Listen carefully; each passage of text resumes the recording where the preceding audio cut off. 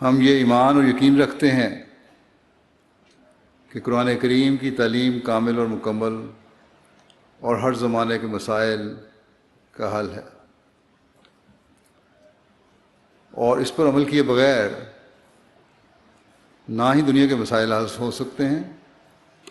نہ ہی معاشرے کے مختلف طبقوں کے حقوق ادا ہو سکتے ہیں۔ اس لیے ہمیں دنیا کے سامنے اس تعلیم کو پیش کرنے کے لیے کسی شرم، جھجک اور احساس کمتری کی ضرورت نہیں۔ ہمیں حقوق کے بارے میں دنیا داروں کے بنائے ہوئے اصول و قواعد کو اپنانے کی ضرورت نہیں، اور نہ ہی کسی قسم کا دفاعی انداز اپنانے کی ضرورت ہے، بلکہ قرآن کریم کی تعلیم کی روشنی میں دنیا داروں کو اور ان حقوق کے نام نہاد علمبرداروں کو اسلامی تعلیم کی روشنی میں اپنے پیچھے چلنے کی دعوت کی ضرورت ہے، تاکہ ہر لحاظ سے ہر طبقے کے حقوق کی حفاظت ہو اور دنیا میں امن اور سلامتی کی فضا حقیقت میں پیدا ہو اور قائم ہو۔ یہ یقینی بات ہے کہ معاشرے کے مختلف طبقات کے حقوق اس وقت تک قائم نہیں ہو سکتے جب تک کہ اس بات پر یقین نہ ہو کہ ہمارا ایک پیدا کرنے والا خدا ہے، اور اس کا حق ادا کرنا بھی ضروری ہے۔ حضرت مسیح علیہ الصلوۃ والسلام نے فرمایا کہ حق اللہ کیا ہے؟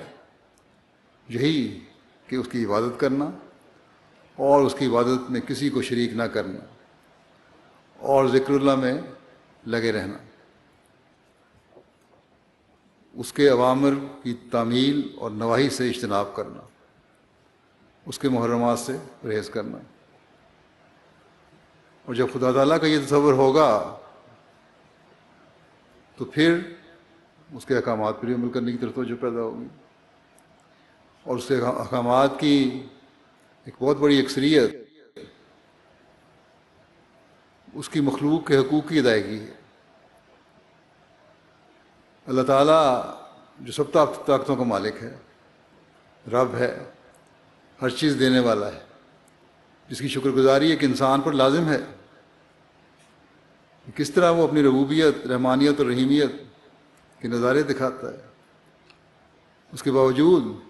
حضرت صلی اللہ علیہ وسلم نے فرمایا کہ اگر تم سے کوئی نیک سلوک کرے